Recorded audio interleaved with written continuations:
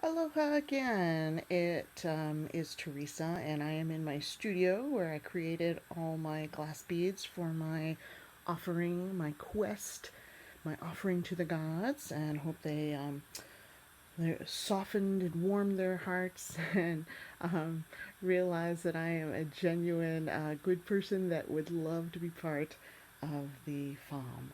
So, just wanted to show you a little bit about how I created some things here. Um, it is pretty messy, and just that's the way it goes. I wasn't about to clean up and make it look all tidy because this is just how I create.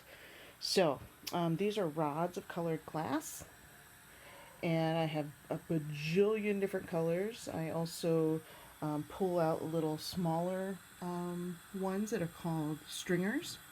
I even made to look similar to George's top section of his hat. I made what's called a twisty, where I twisted three colors together to try to get that kind of look around his hat.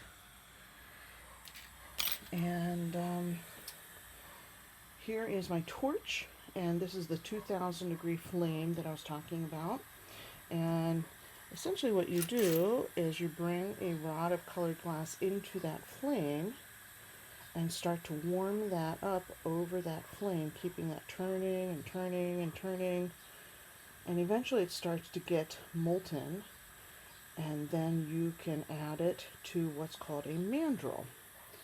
And these are the mandrels. They're stainless steel rods that have been dipped in some what's called bead release. It's a clay, because if you put hot glass directly onto that stainless steel, it will fuse on there permanently. So, anyways, but you do some sculpting like that. I have some basic tools that I use, some tweezers, a little knife, a little brass paddle. These are some mashers that I use to get kind of that tabular kind of shape. These clip onto my glasses, and these help to filter out some real brightness that happens when you actually get glass into that flame. And this is how I create things that I know that need to look very specific. So I researched different uh, um, beads that I wanted to make for this necklace. I found a couple different poses of George. There's Holly wearing her fez. I needed to know what the fez looked like in general. And then I went and also printed out all different pictures of the different animals, so I could really try to capture their spirit, and I hope I did that well. And then after I make a bead, I can't just let it cool in the open air. I have to put it into this kiln. This kiln, when I turn it on, it gets up to 950 degrees or so, and the beads will sit in there and at that temperature. And then at the end of the night, when I'm finished working, I shut that oven off, and it takes about 6 hours or so to cool down to room temperature. Otherwise, if you don't let the glass cool down slowly, it will crack. So then, swinging around this way, this is where I create and put together my jewelry. So this is where I was doing some choosing of colors and beads. Um, I had pulled out different blues and tans, kind of natural colors. They just didn't seem to fit right with how busy that the actual beads are in color.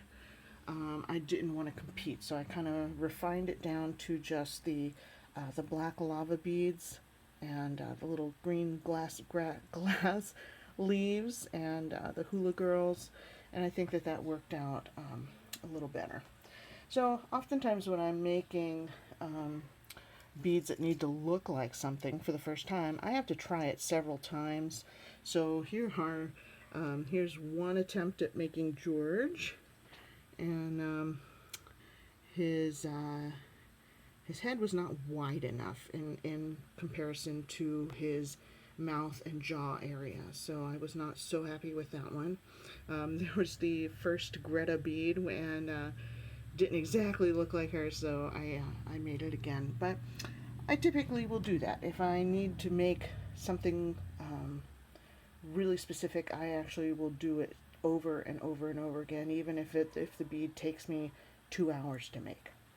So I just kind of wanted to give you kind of a background of where I work in my studio. I know, messy, messy, messy, messy, messy. But this is where all the action happens. So I hope you enjoyed that, and aloha, and good night.